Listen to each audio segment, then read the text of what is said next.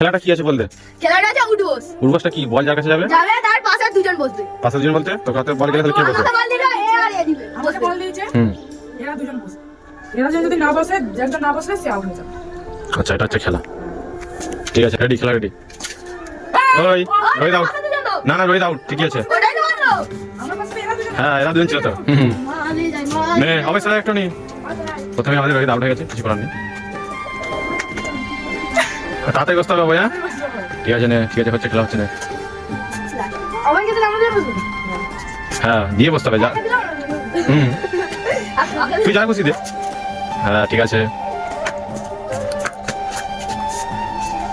ওই ওই সবাই মিলে বসে।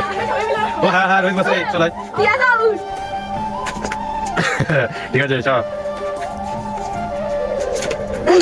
মালে যাই মালে।